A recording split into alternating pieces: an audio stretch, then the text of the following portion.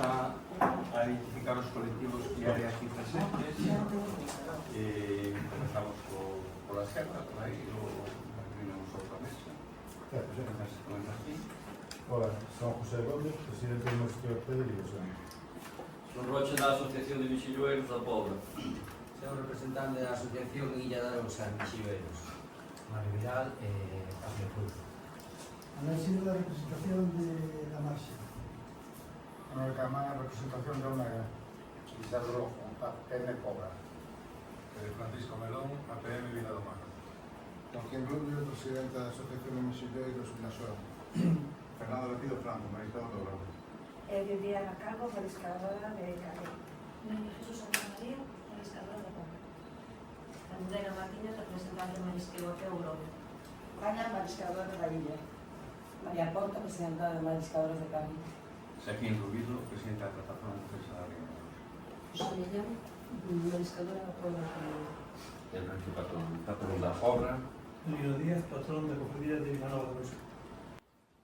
Vamos a ver, como sabedes, xa vos enviamos a convocatoria. Houve un vertido frente á praia dos Raposiños, na Pobra do Garamiñán, un vertido que, según nos aseguran as nosas fontes, cariñeiros que traballan a esas horas da madrugada, un vertido que estivo facéndose na semana do 29 de setembro ao 3 de outubro. Se teña constancia, porque no fin de semana non se pode traballar. Entón, o 3 de outubro foi un vertido especialmente potente e, de feito, acabo de enviar un vídeo a todos os medios de comunicación donde se amosa esa vertedura, amosase a súa extensión, a súa intensidade, a densidade das nubes brancas que flotan no mar, e como esas nubes brancas se van diluindo a medida que o barco se achega ao porto da Pobra do Garamiñán. Por tanto, un vertido importante, que a corrente vai difuminando e vai estendendo por todo o litoral. Isto é unha mostra de algo que resulta moi recurrente no consunto da Ría da Arousa. Non temos máis que facernos a pregunta moi simple como cidadáns de por que as pedras, por que os cons da Ría da Arousa, do interior da ría, están pelados e non teñen actividade biolóxica, porque non hai mexillóns, porque non hai vidas neses cons, e por que un se vai afora, a donde mata a Ría da Arousa, quizá hai mexillóns pegados aos cons. O motivo é que estamos nun escenario de cambio climático, hai menos nordés, por tanto, hai menos circulación, menos renovación das aguas no interior da ría, e isto provoca que a contaminación perdura máis no interior da ría e ocasiona un impacto moito maior nos seres vivos. E quen é a administración responsable de todo isto? Bueno, pois a Xunta de Galicia, que é a administración que ten todas as competencias e todos os instrumentos legais, pero non só legais, tecnolóxicos, materiais, recursos humanos, administrativos, capacidade de inspección. Aguas de Galicia ten capacidade de policía, policía para calquera vertido de terra ao mar. Iso está na lei. Nos escritos que enviaron 27 colectivos de toda a Ría da Arousa, porque agora nestes momentos somos 27 os que nos enviamos, se explica claramente a ambas consellerías, a Consellería de Mar e a Consellería de Medio Ambiente, que é a que depende de Aguas de Galicia, se explica coa lei na man que mecanismos poden usar para atallar a contaminación, coa súa propia lei, coa lei que elaboraron eles. Por tanto, que non o faga é única e exclusivamente responsabilidade da Xunta de Galicia. Que non usen os instrumentos legais que teñen para perseguir a contaminación, e facer realidade ese famoso lema de quen contamina paga, que, por certo, está como un artigo explicitado no Tratado Fundacional da Unión Europea. Por tanto, non estamos falando de algo baladí, de algo sin importancia, sino de algo que se incumple a diario na Ría de Arousa por parte de quen ten as competencias que as superan. Si houbera multas disuasorias, as empresas de transformación de alimentos terían a punto as súas depuradoras, non habería verteduras e non se utilizaría a noite e nos fins de semana para facer verteduras que son un escándalo, directamente un escándalo. Entón, diante desta realidade tan abafante que amosa este vídeo e estas fotos e que amosa a posición de todo o sector do mar reclamando a Xunta de Galicia xa está ben que o mar morre, que van botar a xente do mar se non fan o que teñen que facer, que é cumprir a normativa, que é perseguir a contaminación, que é facer pagar multas disuasorias a aqueles que verten directamente ao mar. Se non fan eso, o futuro é negro. E nós queremos que o futuro sexa das mariscadoras, dos boteiros, da xente que traballa honestamente o mar, que vive do mar, estruturas familiares, pequenas pymes, en fin, un tecido socioeconómico potentísimo que se pode vir abaixo pola negligencia de quen ten todas as competencias.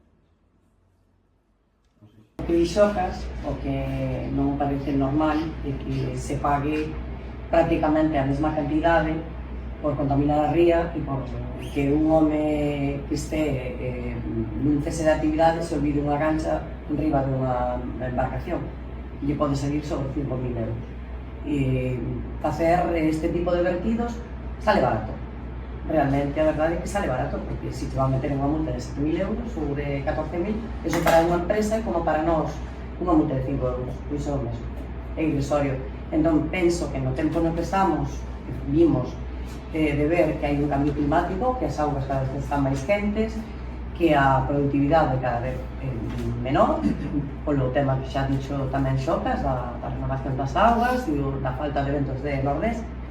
O que temos que intentar é que a xente se quede no mar e que haxa unha inversión real que repercuta rápido nos problemas esenciais da ría. O que non pode ser que se aproveite a noite para facer este tipo de vertidos que ao final estamos vendo que salen baratos. Entón, o que ten que facer a Consellería é poñerse serio, facer que haxa presencia física no mar de noite, que vigile estos vertidos e que os multe en consecuencia, non que lle metan unha multa irrisoria. Non pode ser eso, o que acabamos de explicar, que lle metas máis a un mariñeiro que a unha empresa, cando nin de lonxe o mesmo, porque o mariñeiro non está contaminando nada, deixándose unha gancha olvidada encima dunha embarcación. Entón, temos que intentar que isto se tomen en serio dunha vez os problemas que ten o mar e que creo que se está vendo, porque o número de permis ano a ano está baixando.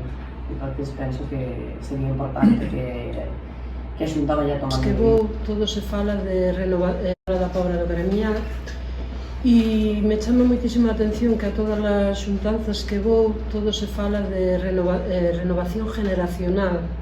Renovación generacional para o mar. Como vai haber renovación generacional para o mar? Perdonade que non estou acostumbrada a falar. Si non o están matando. O mar está no matando, está deixando que o mar morra. E co mar vai morrer o marisqueo, a pesca, os mexilloeiros, pero vai morrer a terra. É unha parte esencial do mundo e non podemos permitir que se nos siga contaminando, que salga gratis contaminar, porque salga salindo gratis. As empresas salen moi gratis contaminar, é moito máis barato arrear na ría, como os barcos, cando bañen e limpan na ría, é moito máis barato que pagar unha sanción. O sea, é tremendamente... E depois, como vamos a decirle a xente que entre nestes postos de traballo? Que é moi bonito, que é moi gratificante, que é moi... Pero que é verdad, que estamos aguantando xente de unha xeneración xa cuns anos, porque a xente xoven é imposible que se meta neste follón, porque é un follón, porque se nos poñemos a facer contas, con 400 euros non vive nadie. Entonces, ao mellor me estou salindo un pouco do que é o tema, pero é que eso, é que eu vou a unha concentración, a unha xuntanza, eso, e que falas ca administración, tendes que facer renovación generacional, porque hai que facer. E como facemos se vos estades deixando que o mar morra? Estades permitindo que todo isto continúe, e non pode ser, isto ten que acabar de alguna forma. A mí me gustaría que as novas xeracións conoceran o mar como a conocei miña nai, ou miña avoa, que foi mariscadora. A mí me gustaría que conoceran o mar desa forma, non como estou conocendo eu agora, por desgracia. Eu agora estou conocendo un mar que me está dando crebanderizos de cabeza. Eu nunca na miña vida pensei que teña tantas ganas de jubilarme como teño agora. Sempre dixen, vou non pasar moi mal cando sea a jubilación. Estou deseando que me chegue a jubilación. Por que? Porque veo que non hai futuro no mar. E iso non me gustaría que pasara para as novas xeracións. Isto tense que acabar. De alguna forma, a única responsable e que ten os medios de facelo é a Xunta de Galicia, que ten todos os medios para poder, ten as leyes, ten os medios, ten todo para poder facelo. E nos están deixando abandonadas, nos están dando largas para todo, nos están poñendo pegas para todo. Ahora, tamén penso, é a miña opinión, que no momento que nós tiremos a toalla, as empresas privadas se van a lucrar do mar, e entonces sí que vai a estar o mar ben. Entonces sí que van a axudar a esas empresas.